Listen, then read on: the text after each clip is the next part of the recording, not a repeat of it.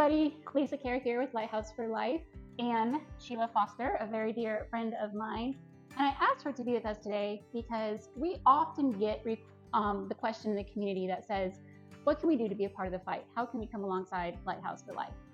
And really, there are so many different ways, but I want to mention 5, and then I want to tell you a little bit about how Sheila is a part of that. So 1, just continue with the education. Just continue to become aware and alert to what's going on.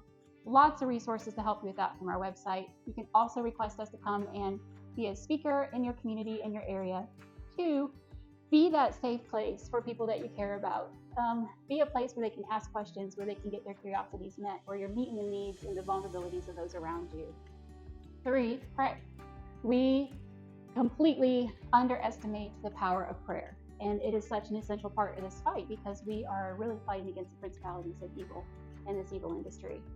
4, you can volunteer. You can be a part of activities at the harbor. You can provide a meal. You can put together freedom bags. You can come alongside our survivors. There are many ways to volunteer at Lighthouse for Life. And 5, you can financially partner with us. And there's lots of different ways to do that, from sponsoring an event to being a $10 a month lamplighter with us, to hosting a community event of some sort of fundraiser.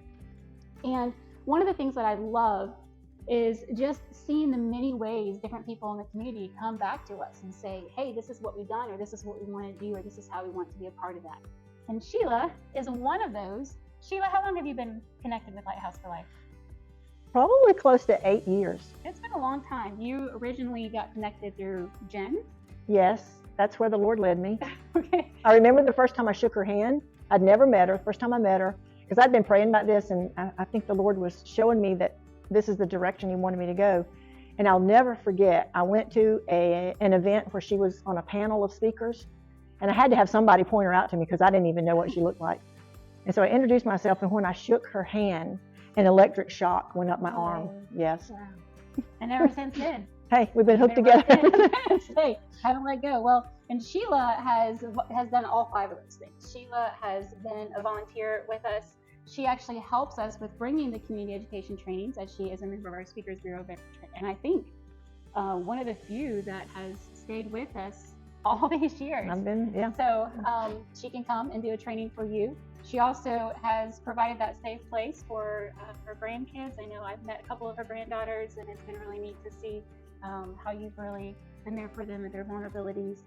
And most recently, actually just today, we're sitting in this space sweaty and nasty because we just wrapped up a community fundraiser where Sheila, with her church, Watershed Fellowship, has done a yard sale for us. So tell us about that.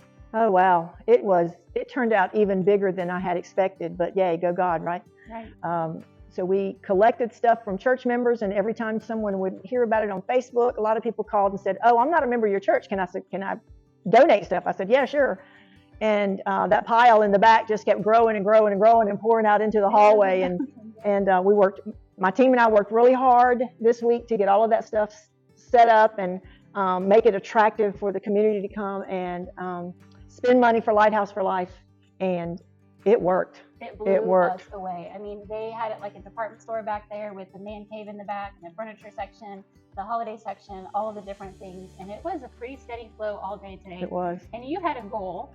What was your goal? Our goal was $2,000. And what did you end up with? $3,889. $3,889. Isn't it just like God to do what we put in front of Him? I know. And so many people today, even just bringing and sharing what they had and then showing up. And I know a couple people bought items and they said, wow, we can't believe this is such a discounted price, but we're going to give a little extra. And it's all going towards our goal of opening Caris Home very soon as a safe house for minors. But we're so grateful because Watershed Fellowship is just one example of many in the community. I know I had another event up in the upstate today that brought in a raffle, and we have just left working with the women's groups, some of the women clubs that network together and bring so much need or meet so many needs in the communities through their service projects. And it was just a joy to get to be with them today. So really, we just wanted to take a minute to say a huge thanks to people like Sheila, to Watershed, to all of those in the community that are linking arms with us in this fight against sex trafficking. Thank you. Thanks.